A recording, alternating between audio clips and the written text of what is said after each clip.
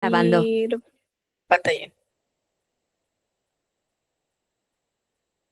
Ahí se puede ver la pantalla completa o parcial. Según el sílabus que vamos a revisar, es una parte de revisión anatómica de función del tórax y dos ítems que son de trauma torácico, hemotórax y colocación de drenaje torácico. ¿Ya? Nuestra especialidad dentro de lo que cabe es bastante amplia. El objetivo no es que no abrumarlos de tanta información, pero que sí sepan las cosas básicas de anatomía torácica y lo que tiene relación clínico-quirúrgica en algunas cosas como procedimientos estándar de colocación de drenaje o cuando identificar a un paciente que sea candidato a una cirugía de emergencia. ¿Ya? Vamos a empezar con la parte de anatomía. Tenemos las vías respiratorias, la pleura y los pulmones. Dentro de las vías respiratorias tenemos la parte de vías extrapulmonares y las intrapulmonares. Las extrapulmonares son las fosas nasales, la faringe, la laringe, la tráquea y los bronquios primarios o principales que son el derecho y el izquierdo. Intrapulmonares son los bronquios primarios o principales de primer orden, los secundarios o lobares y los terciarios o segmentarios y bronquiolos que son más distales. Debemos tener en cuenta la zona de la tráquea, la bifurcación. Cada bronquio, tanto el derecho como el izquierdo, tiene diferentes características. La bifurcación de la carina se realiza más o menos a nivel anatómico de C4, o sea, del cuerpo vertebral número 4 a nivel de la columna dorsal. Y tenemos algunas características de los bronquios. Por ejemplo, el bronquio derecho es de mayor calibre y el izquierdo es de menor calibre. El bronquio derecho es más oblicuo, como lo vemos aquí, y el izquierdo es un poco más horizontal. Y usamos siempre una mnemotecnia que es la de nuestros dos dedos, bueno, usando la mano derecha, nuestros dos dedos, el pulgar y el índice, colocándolo al revés, para más o menos acordarnos el tamaño, uno es más largo y uno es más corto. El derecho es un poquito más corto, como lo vemos aquí, y el izquierdo es un poquito más largo, ¿no? Acá vemos que este de acá es más corto, solo este segmento, y el izquierdo pues sí tiene una longitud más larga. Uno es más horizontal que el otro y eso también hace que algunas enfermedades y algunas bacterias sean muy particulares en el lóbulo superior derecho porque es más cortito, es más cercano o más propenso a cuerpos extraños, por ejemplo, infecciones, bacterias. eh, y el ángulo del lado derecho es 20 grados y el del izquierdo es de 40 a 50 grados. Dentro de los bronquios del lado derecho tenemos los bronquios secundarios o lobares que tenemos en el lado derecho tres lóbulos, el lóbulo superior, medio, inferior, y sobre cada uno tenemos una segmentación que vamos a poner a continuación. El izquierdo, a diferencia, tiene dos, ¿no? Siempre es 3, 2. Derecho, tres, tres lóbulos y el izquierdo, dos. En el lado derecho, estos tres lóbulos van a tener bronquios en cada lóbulo. En el superior vamos a tener el apical posterior y anterior, como están acá enumerados. En el medio vamos a tener el lateral medial y en el inferior el superior que está fusionado por el dorsal apical, el basal medial, basal anterior, basal lateral y el basal posterior. En el lado del izquierdo vamos a tener el lóbulo superior y el lóbulo inferior y en el superior vamos a tener a los bronquios fusionados, el 1 y el 2, que es el ápico posterior, el anterior, las língulas que están comprendidas en el lóbulo superior, que es el língula superior y língula inferior. Y en el lóbulo inferior vamos a tener el bronquio superior, basal medial anterior, que es uno solo, fusionado, basal lateral y posterior. Esta segmentación de los bronquios, más que todo, es una segmentación que también tenemos una referencia tomográfica para ver, aplicándolo un poco a la parte que nosotros valoramos función pulmonar, o sea, por ejemplo, qué porcentaje de cada pulmón, el derecho y el izquierdo, cuenta con una preservación de función pulmonar ante un trauma como puede ser una contusión, una hemorragia, un sangrado, y esta segmentación nos permite valorar porcentajes también, ¿no? Los bronquios se subdividen en los bronquiolos terminales y el bronquiolo respiratorio, que es la unidad funcional, que es los conductos, el saco y los alvéolos, ¿no? Que es donde se va a dar la difusión alvéolo capilar y es donde ya se va a oxigenar en toda esta vía la sangre. Tenemos, por otro lado, la irrigación que viene de las arterias bronquiales, irrigan la pleura, los cartílagos, el tejido conjuntivo pulmonar. Tenemos para el lado derecho uno y para el lado izquierdo dos, nacen de la aorta. Y principalmente, bueno, en la irrigación bronquial en el pulmón tenemos algo diferente a otras partes como son las extremidades o la cavidad cardíaca, porque pues tenemos el lado derecho e izquierdo del corazón, el cual un lado nos lleva sangre desoxigenada y el izquierdo oxigenada y va hacia la arteria pulmonar a oxigenarse y a regresar por las venas pulmonares ya a la cavidad izquierda oxigenada, ¿no? Entonces tenemos ahí un circuito poco convencional que nos sirve para la oxigenación de la sangre. Tenemos también un plexo linfático superficial y profundo. Esto principalmente para patologías oncológicas, relacionamos mucho. Em, Tenemos también el drenaje venoso que viene por la vena ácigos del lado derecho y la hemiácigos del lado izquierdo. Otra clasificación que tenemos imagenológica es la clasificación de Boyden, que nos hace cortes axiales a cada bronquio, igual que la clasificación anterior del lóbulo superior, medio inferior en el caso de derecho y del izquierdo superior. Superior es todo esto. Perdón. Vamos a pintarlo aquí. El superior que viene a ser todo esto y el inferior, ¿no? El inferior es este. Entonces, siempre tenemos 3 a la derecha y 2 a la izquierda.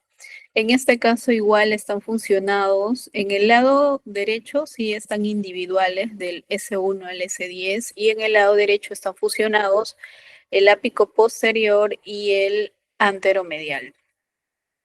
Esta clasificación nos permite igual ver por segmentos el bronquio y nos da una aplicación tomográfica también por segmentos y por porcentajes de función respiratoria. Tenemos la pleura como otra parte de revestimiento de la cavidad torácica. La pleura es una membrana fibrocerosa que rodea cada pulmón y tiene 2 capas, la pleura parietal y visceral. Esta pleura reviste toda la cara lateral, la cara diafragmática, que es la basal, que es esta de aquí. Tenemos la pleura mediastínica, que es la interna, y la costal, que es la parte externa. Esta pleura es la que vamos a ver y la que vamos a evaluar en la colocación de drenajes, por ejemplo. Tenemos una pleura parietal y visceral. La parietal es un saco membranoso cerrado, adherido a la fascia endotorácica y frénico-pleural. Y la pleura visceral cubre el pulmón y se profundiza las fisuras, se adhiere fuertemente a la cavidad pleural, ¿no? Esta cavidad pleural es un espacio entre las dos pleuras. Las dos pleuras son como dos láminas, como una telita de cebolla, que es un espacio virtual y ese espacio virtual se puede hacer un espacio real ante, por ejemplo, si entre estas dos láminas hubiera aire, efusión pleural, sangre, algún líquido, este espacio de virtual se hace un espacio real. Y este espacio es el que vamos a valorar en algunas patologías traumáticas. Es un sistema vital de respiración, equilibra el medio ácido-base, acondiciona el aire, llegue a los pulmones y es una vía de eliminación de diferentes sustancias. Interviene entre la ventilación, transporte de gases, el intercambio gaseoso. Entonces aquí tenemos esta pleura está inervada por el nervio frénico y por los nervios intercostales, ¿no? Tenemos la que es externa, la pleura parietal, esta de aquí, y la visceral, que es la de acá, ¿no? La visceral. Este espacio pleural tiene una presión a la inspiración de -8 centímetros de agua y a la expiración -4 y mantiene un estado normal entre 3 a 5. La presión aumenta ante una inspiración profunda y el líquido promedio que podemos tener es 25 con una producción de 100 mililitros por día. Eso, entre esas cantidades, es el líquido normal que tenemos todo para que las pleuras no estén en contacto y puedan producir y reabsorber su líquido de manera diaria. Están irrigadas por las pleuras intercostales, vasos mamarios y frénicos y la pleura visceral por las bronquiales. Entonces acá tenemos estos dos espacios, que es la pleura. Es una cavidad estéril porque, como ven, es una cavidad cerrada y que ante una noxa o trauma ya se puede contaminar con otros gérmenes, ¿no? Aquí vemos en la primera imagen una radiografía, por ejemplo, normal. Los ángulos costodiafragmáticos y costofrénicos están normales. Aquí vemos una obturación del ángulo costodiafragmático izquierdo. Acá vemos un velamiento del hemitórax izquierdo en las dos imágenes anteriores y esto nos hace pensar que estamos sospechando en una patología torácica. Dentro de la ubicación, como ya hemos mencionado, el pulmón derecho tiene 3 lóbulos, 2 fisuras, tiene una conformación de la vena, arteria y bronquio diferente el lado derecho que el lado izquierdo. En el lado derecho tenemos la vena como primer reparo, la arteria y el bronquio en la cara posterior, y en el otro lado, que es el lado izquierdo, vamos a tener el bronquio en la parte medial. Más que todo, nosotros tenemos estas caras y estas fisuras que nos van a permitir aperturar estas fisuras porque no es que el pulmón dentro, cuando lo vemos en vivo, no es que está adherido las fisuras, sino que nos permite colapsar, abrir, separar estas fisuras para evaluar cada bronquio y cada arteria dependiendo de lo que se vaya a realizar, como pueden ser resecciones de segmentos, lobectomías o neumonectomías. Estos segmentos pulmonares están fijados porque si no, no tuvieran un sostén en la cavidad torácica, los mismos bronquios lo fijan, los pedículos pulmonares, las ramas de la arteria pulmonar, las venas pulmonares y los nervios son son nuestros medios de fijación, la misma pleura y los ligamentos triangulares, el diafragma y la fascia endotorácica. Nuestra principal unidad estructural, que es la de oxigenación respiratoria, es el bronquiolo, que comprende el vestíbulo, los conductos alveolares, los sacos, los alvéolos y los poros, donde se va a dar la difusión oxigenatoria. Y nuestra unidad anátomo-funcional es el lobulillo pulmonar. Entonces, en resumen, tenemos que en el derecho tenemos una cara medial o mediastínica, tenemos el pedículo con el bronquio, la vena y la arteria de diferente conformación que en el lado izquierdo, donde está, a diferencia de aquí, el bronquio en la cara medial. Tenemos los segmentos pulmonares, que es la misma clasificación que hemos visto anteriormente. Acá lo tenemos más separados para diferenciar las caras anterior, posterior y la cara mediastínica. En el caso del derecho, son tres lóbulos con 10 segmentos divididos, y en el caso del izquierdo tenemos aquí nuestra división, que son el superior e inferior, con el número de segmentos igual, pero como ya hemos visto, están fusionados el 1 y el 2, y el de abajo, y en el caso del izquierdo, está fusionado los dos primeros, el medial y basal. La arteria pulmonar, tenemos que en el lado derecho pasa por debajo de la aurícula derecha y la pulmonar izquierda debajo de la aurícula izquierda. Tenemos algunos reparos anatómicos como el callado de la aorta y la vena ácigos en el lado derecho, y en el izquierdo del callado de la aorta y el ligamento arterial. Esta irrigación arterial tiene diferentes porciones, y estos segmentos van a ser dependiendo de la porción torácica que veamos. El drenaje venoso va a ser por la vena ácigos y la hemiácigos principalmente. Del lado derecho vamos a tener que todo va a drenar el ácigos, y en el izquierdo la hemiácigos, para seguir nuestra circulación venosa al sistema central. Otra cosa que también vemos con importancia es la irrigación de cada cuerpo óseo de las costillas, ¿no? Tenemos el segmento del esternón, que pertenece a la parte del armazón de las costillas, de la caja torácica. Nuestro esternón está unido a un segmento de cartílago, y este segmento de cartílago se continúa con la parte ósea del hueso.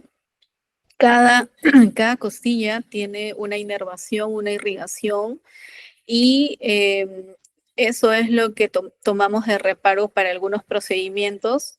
No debemos olvidar que el van, que la vena, la arteria y el nervio siempre está en el borde inferior de cada costilla, ¿no? Cada costilla, más o menos este segmento, tiene su propio van a lo largo de todo su trayecto.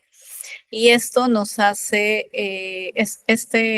esta consideración anatómica nos hace tener que cuando realizamos la colocación de un drenaje torácico lo vamos a hacer en el borde superior de la costilla, ¿no? Porque si tocamos el borde inferior, pues vamos a poder lesionar alguno de estos vasos y causar una lesión traumática, como puede ser un hemotórax de manera iatrogénica. Dentro de las lesiones traumáticas del tórax, tenemos que el mayor porcentaje van a la pared torácica. O sea, la pared torácica es lo que recubre nuestros pulmones, ¿no? Puede ser el hueso del esternón, pueden ser las costillas, o pueden ser lesiones de vasos, de los vasos intercostales. Entonces, en las lesiones de la pared torácica, que van a ser en su mayor porcentaje, tenemos a las fracturas costales, al tórax inestables y la fractura esternal. Entonces, eso va a ser, ¿por qué? Porque ante un accidente de tránsito, ante una contusión, ante un golpe, el que primero recibe el contacto es la región ósea, ¿no? Que es la más dura, por decirlo así. Y si esto se ve alterado, pues ya llega a la parte más profunda, que son los lóbulos, o las cavidades intratorácicas. En segundo lugar, tenemos las lesiones pulmonares. Cuando ya hay un daño de la caja torácica, también se pueden dañar los segmentos pulmonares y pueden causar contusión pulmonar, hemotórax, neumotórax o rotura de algún segmento del árbol traqueobronquial. En tercer lugar, tenemos las lesiones cardiovasculares como contusión, rotura aórtica o taponamiento cardíaco, frecuentemente cuando son accidentes de alto impacto. Y las otras, que son en menor porcentaje, son ruptura de esófago y lesiones diafragmáticas en un 5%. Los traumas torácicos son la segunda causa de muerte después del trauma encefalocraniano grave. El 25% de todos los equivale al 25% de todos los fallecidos por trauma grave y tiene una mortalidad del 10% en casos aislados en que solo sea un trauma torácico el 5% y si están asociados a un trauma encefalocraniano o abdominal el 25% de mortalidad. Si coexisten los tres, pues el porcentaje aumenta y es mayor en niños. Menos del 10% de los traumas torácicos cerrados y alrededor del 15 al 30% de los penetrantes requieren una intervención quirúrgica. Eso quiere decir que casi más del 80 a 90% de los traumas torácicos se manejan como tratamiento médico porque muy pocos van a cirugía de emergencia. Al tener nosotros un traumatismo de la pared torácica, podemos tener, bueno, los síntomas más frecuentes son dolor, una restricción de la caja torácica, una restricción respiratoria, retención de secreciones, atelectasias y otros eventos que nos puede causar la contusión pulmonar. En el caso de una obstrucción de vía aérea, por ejemplo, que puede ser un cuerpo extraño, como a veces hemos tenido casos, por ejemplo, un hueso de un segmento de pollo que se pueda ingerir y que se pueda pasar por la vía aérea, un diente protésico que también es frecuente. En niños es frecuente a veces bolitas de canicas que pueden pasar y producir una obstrucción de vía aérea. Entonces, la fisiopatología eh, de diferentes orígenes, como puede ser un trauma, una obstrucción, un neumotórax, una hemorragia, un traumatismo cardíaco o la disfunción cardíaca, nos van a llevar a un mecanismo en común. En el caso del traumatismo y la obstrucción de vía aérea, nos va a llevar a una hipoventilación, a una hipoxemia y a una acidosis respiratoria, la cual nos va a llevar a una hipoxia tisular y a una acidosis metabólica. En el caso de hemorragia se añade la hipovolemia y en el caso de traumatismo cardíaco puede llevarnos a un taponamiento cardíaco y esto a una disminución del gasto cardíaco y igual a una hipoxia tisular o acidosis metabólica. La hipoxemia finalmente nos va a llevar, resulta de los mecanismos de una hipovolemia secundaria a un sangrado, como por ejemplo en los hemotórax, alteración de la ventilación perfusión secundaria a diferentes mecanismos, y esto pues nos lleva a un colapso alveolar y a cambios de presión intratorácica. Esto también va asociado a la hipercapnia que produce una mala ventilación secundaria, cambios de presión intratorácica y la alteración de la conciencia. La acidosis nos da un equivalente a la mala perfusión de tejidos y la acidosis láctica y elevación del CO2 por retención. Entonces, prácticamente la hipoxia altera nuestra ventilación perfusión, la hipercapnia va a aumentar el CO2 y va a causar una disminución o alteración de la conciencia y la acidosis va a llevarnos a una hipoperfusión y aumento del ácido láctico. Entonces, estos tres mecanismos son los que usualmente se complican en diferentes patologías del trauma torácico. Entonces, aquí vemos algunos accidentes de alto impacto, de contusiones torácicas. Y ante cualquier trauma torácico, nosotros vamos a hacer una primera evaluación. Vamos a tener el enfoque primario en pacientes con trauma torácico y lo primero que vamos a evaluar es la vía aérea, la respiración y la circulación. Entonces, tenemos que valorar si esta vía aérea está permeable o está obstruida, si hay presencia de un cuerpo extraño, si hay sangrado, si hay vómitos, si hay aspiraciones, si hay un trauma laríngeo, si está asociado a una lesión torácica, si el trauma es penetrante, si hay una obstrucción de la vía aérea, retracción de músculos. Entonces, la primera impresión del examen físico al paciente nos tiene que llevar a cuál es su estado de la vía aérea para nosotros poder ir diagnosticando diferentes cuadros de la patología. Entonces, dentro de los traumas torácicos, principalmente vamos a ver que por su mecanismo de producción vamos a tener dos: el trauma penetrante o abierto y el no penetrante o cerrado. En el caso del trauma penetrante o abierto, es una lesión que va a irrumpir el tejido o la integridad de la pleura. Como vemos aquí en el lado derecho, si tenemos un cuerpo extraño como este arma blanca que irrumpe el espacio pleural, no solo puede causar una lesión de diferentes estructuras, sino que hay un intercambio de las presiones intratorácicas y traspasa el espacio virtual y el espacio estéril que tenemos en esta cavidad. Estas pueden ser originadas por heridas de arma blanca, heridas de proyectil de arma de fuego o otros elementos lesivos internos o externos. Dentro de las lesiones por arma blanca tenemos las punzantes y cortantes, por ejemplo, cuchillos, verduguillos, ¿no? Que son punzocortantes. Las heridas de proyectil de arma de fuego tenemos la de baja y alta velocidad, y dentro de ellas también tenemos otras clasificaciones según el tipo de objeto que es de uso, ¿no? Y otros elementos de misceláneas que podemos tener. Dentro de los cerrados o no penetrantes, tenemos que la lesión no daña la integridad de los tejidos. Usualmente son de acción directa o indirecta. Dentro de la directa tenemos un golpe, un choque directo a la región torácica, y en la indirecta tenemos compresión, alteración de la velocidad, una aceleración brusca o desaceleración brusca que está asociado a más accidentes automovilísticos, efectos de torsión, deslizamiento o inmersión en algún tipo de actividad deportiva, que es lo que también vemos con alguna frecuencia en deportistas de competencia. Y según el compromiso de los sectores tenemos que pueden ser solamente torácicos, pueden ser combinados, politraumatismos, cérvico-torácicos, tóraco-abdominales o craneales torácicos.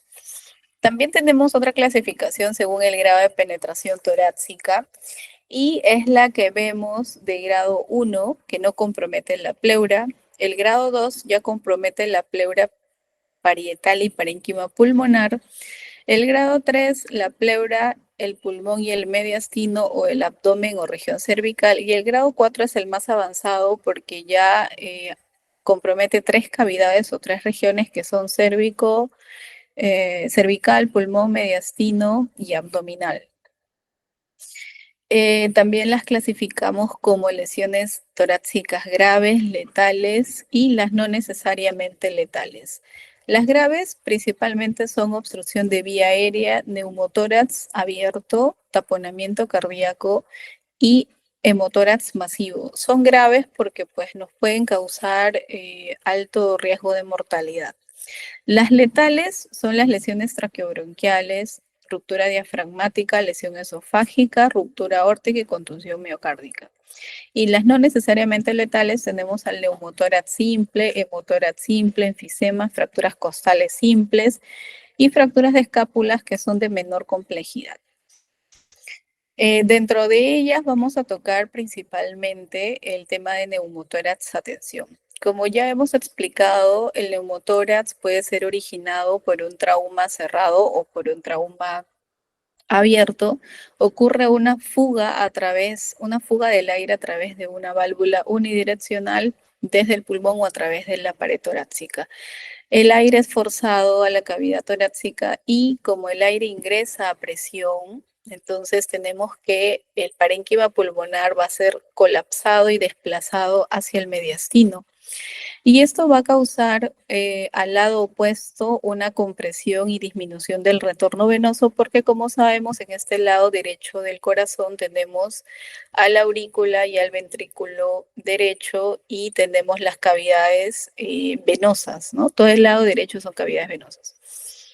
La causa más común son ventilación mecánica por presión positiva, los pacientes que están intubados y ahí, ¿no? Puede haber un barotrauma, un trauma penetrante o contuso, que es lo que hemos revisado, iatrogénico por lesiones como colocaciones de catéteres de alta permanencia, punciones inadvertidas, inserciones fallidas de CBC y anomalías traumáticas en la pared torácica, fracturas vertebrales torácicas muy desplazadas. Un neumotórax a tensión es una emergencia, es el colapso de todo el parénquima pulmonar, causa un deterioro instantáneo del paciente porque prácticamente se queda sin más del 90% de parénquima pulmonar.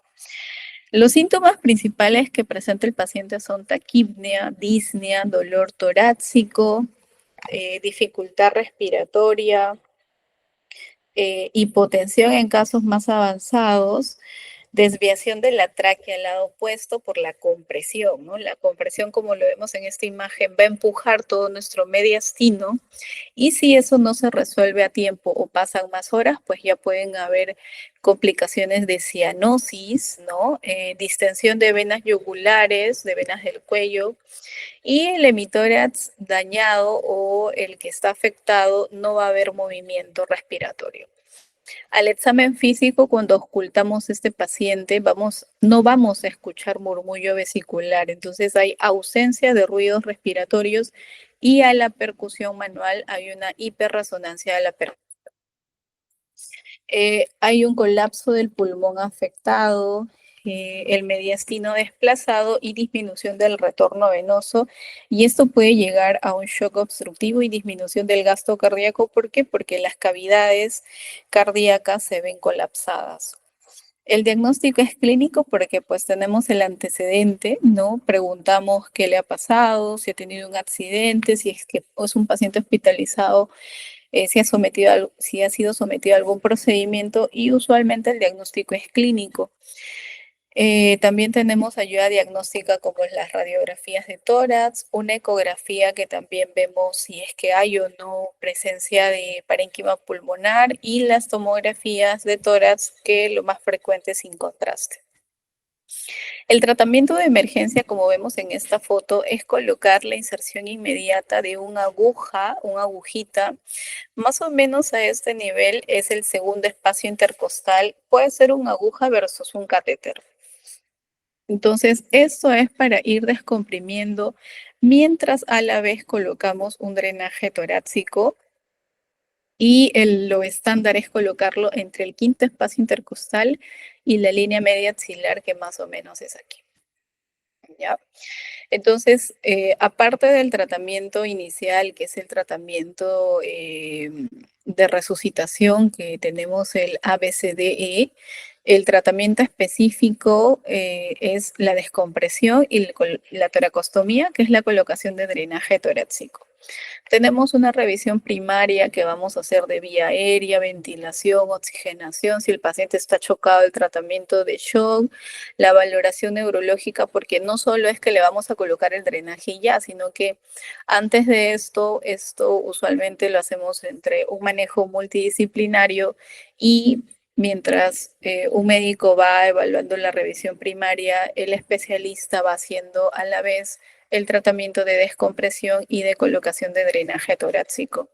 Acá tenemos algunas imágenes de cuerpos extraños como por ejemplo arma blanca, que vienen a ser los traumatismos de causa penetrante. Entonces tenemos la descompresión inmediata en el segundo espacio intercostal y la toracostomía a nivel del quinto espacio intercostal. Como vemos en esta imagen, vamos a ir por el borde superior porque sabemos que en el borde inferior está el BANG y por allí vamos a tener complicaciones de sangrado si nosotros realizamos algún tipo de procedimiento. Colocamos la inserción de un catéter en este espacio que, por ejemplo, puede ser aire, agua, sangre. En este caso de neumotórax a tensión es aire, ¿no? Tenemos que hacer una descompresión pausada para no tener complicaciones como, por ejemplo, edema agudo pulmonar, que es lo más frecuente. Y así como tenemos un neumotórax a tensión que ha causado esta fisiopatología, también tenemos el neumotórax abierto, que es cuando un paciente es encontrado y tratado por un personal prehospitalario con signos de distrés respiratorio, pero en la pared torácica tiene alguna solución de continuidad. O sea, por ejemplo, podemos tener ausencia de partes blandas, exposición de grasa, de músculo, y eso nos hace tener un orificio que conecta el exterior con nuestra cavidad torácica. Entonces vamos a tener los mismos signos clínicos que el neumotórax, pero vamos a tener una abertura de una herida, ¿no? Que atraviesa la pared torácica y causa síntomas como dolor, dificultad respiratoria, murmullo vesicular disminuido o taquipnea. Para cerrar este defecto, porque usualmente si es un defecto amplio, abierto, de una lesión que probablemente sea contaminada, usualmente lo tenemos que hacer en sala de operaciones, pero hasta ese momento, para que el paciente se estabilice, lo que hacemos es cerrar con un apósito oclusivo y que por abajo tenga este segmento abierto para que el aire de la cavidad salga, pero salga y no ingrese, ¿no? Hacemos un efecto de una válvula y se ocluye impidiendo la entrada del aire, permitiendo la salida del espacio pleural. Por ejemplo, acá tenemos algún ejemplo de neumotórax.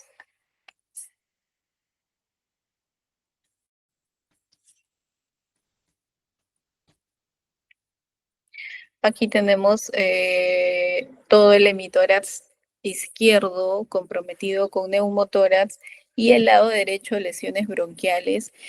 Una de las causas también son adquiridas como secuelas de enfermedades bronquiales como la tuberculosis, que en nuestro medio es lo que vemos con más frecuencia.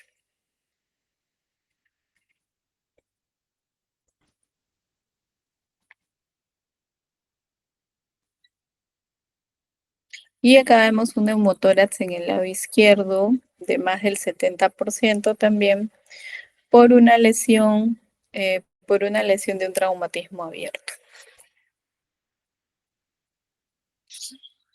Como segundo tema que tenemos aparte del neumotórax, tenemos el hemotórax masivo. El hemotórax masivo, así como puede entrar a la cavidad un segmento de aire, también puede lesionarse alguna estructura intraparenquimal, como puede ser el parénquima pulmonar, lesión de vasos intercostales, lesión de venas también intercostales, subclavias o de segmentos que estén en relación con la cavidad torácica.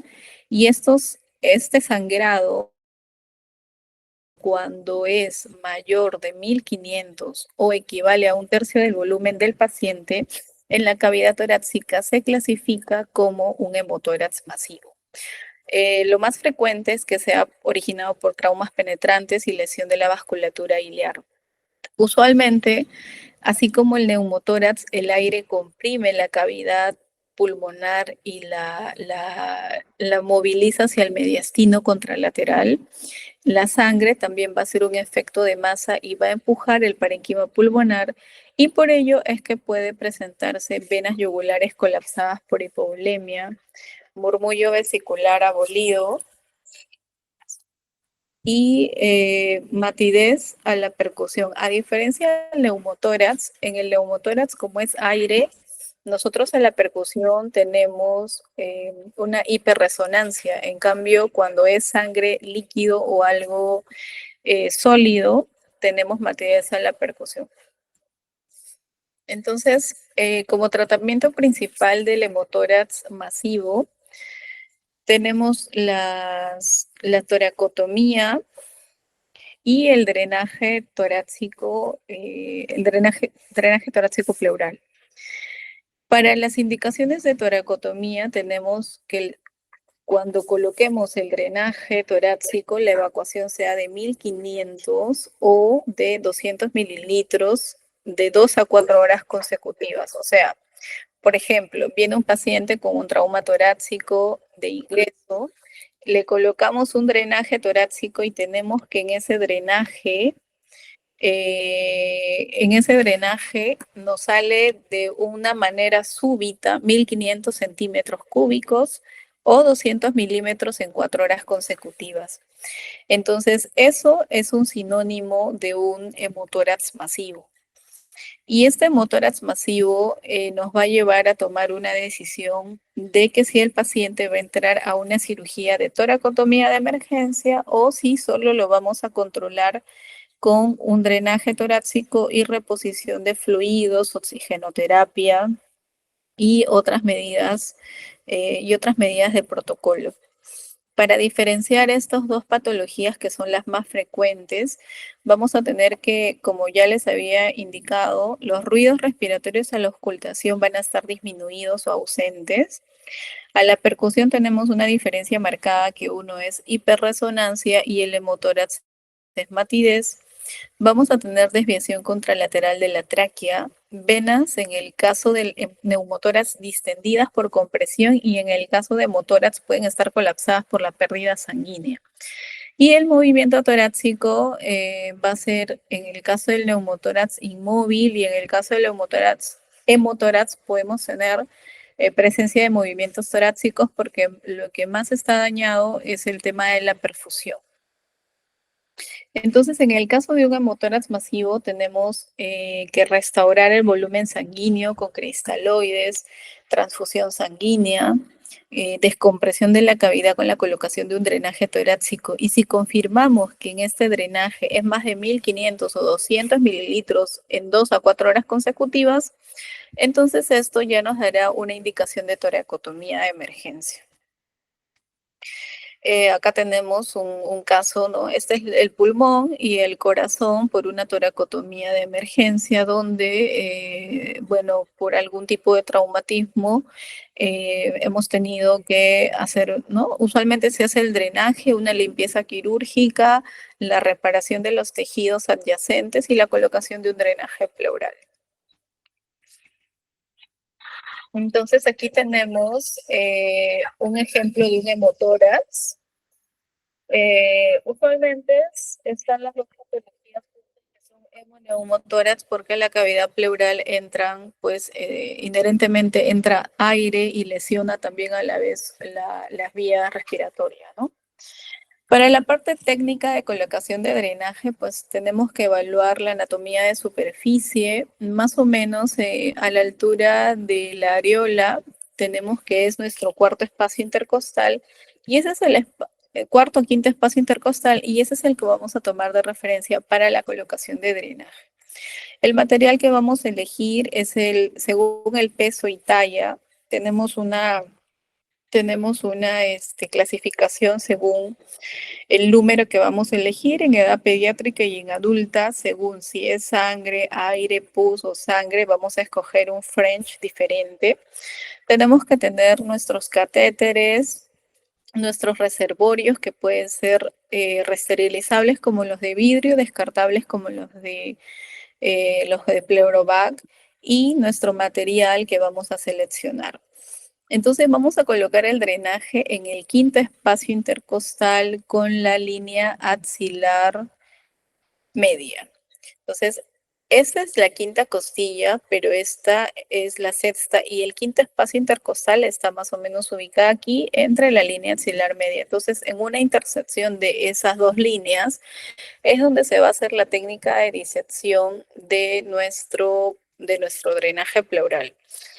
Vamos a tener en cuenta también el triángulo de seguridad que lo vamos a ver a continuación, que es el que está aquí.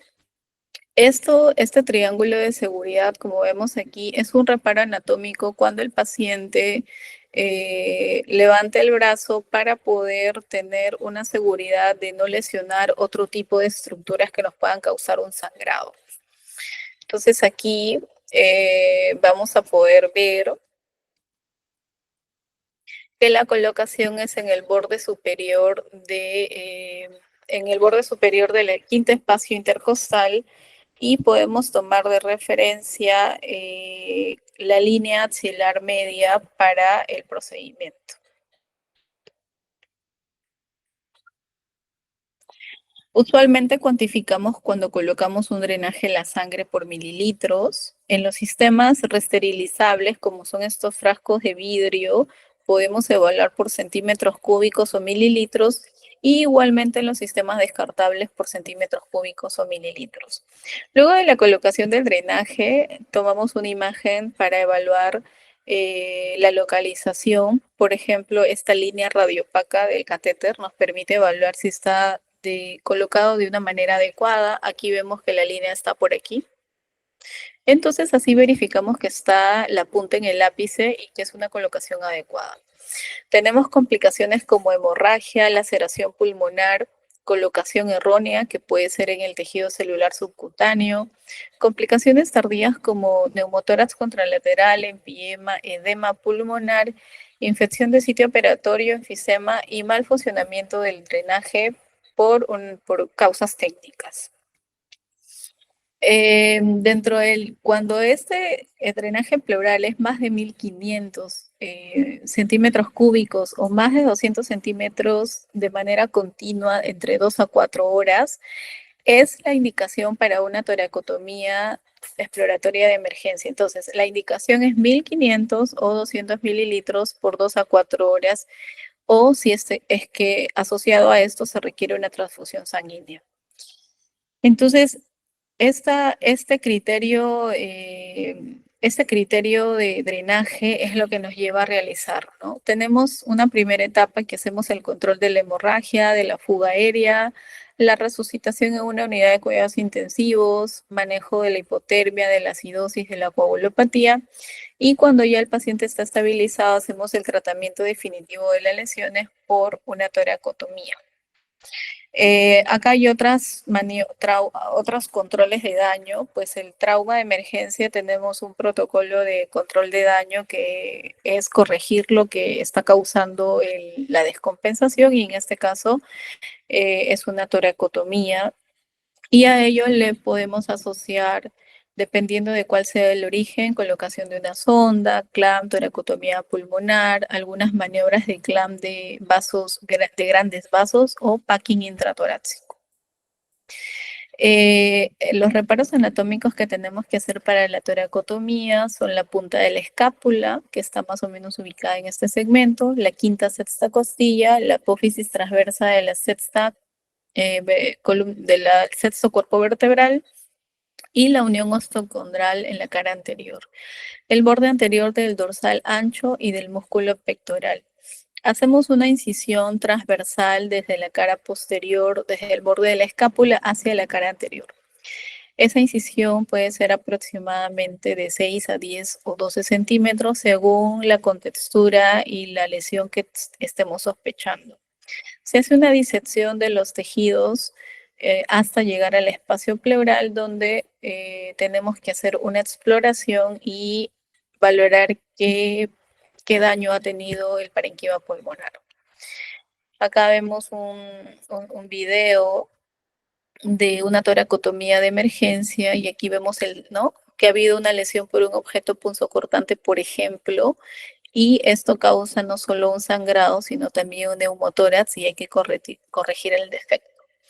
Entonces, usualmente esas son las toracotomías de emergencia, y debemos tener en cuenta los criterios más que todo de cantidades.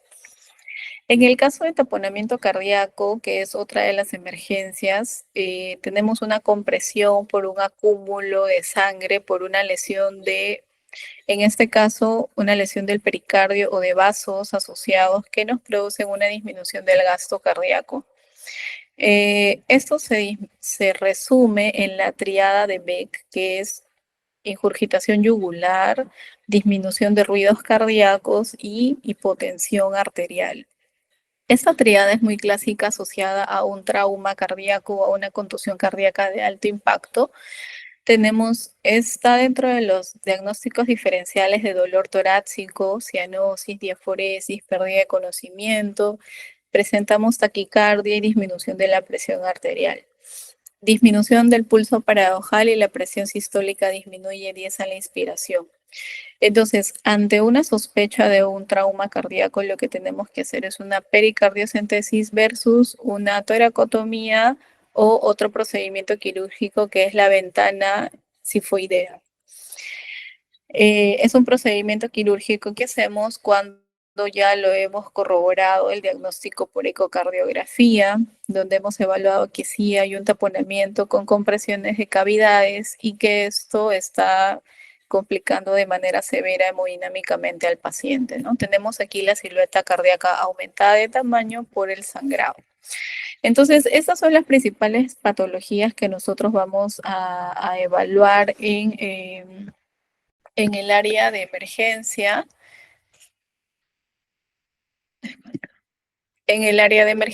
y dentro de las patologías torácicas. ¿Tienen alguna pregunta adicional?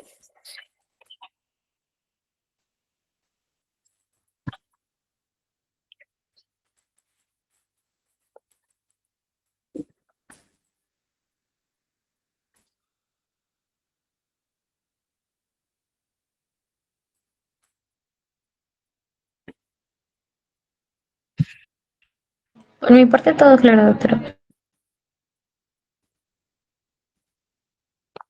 Te voy a mandar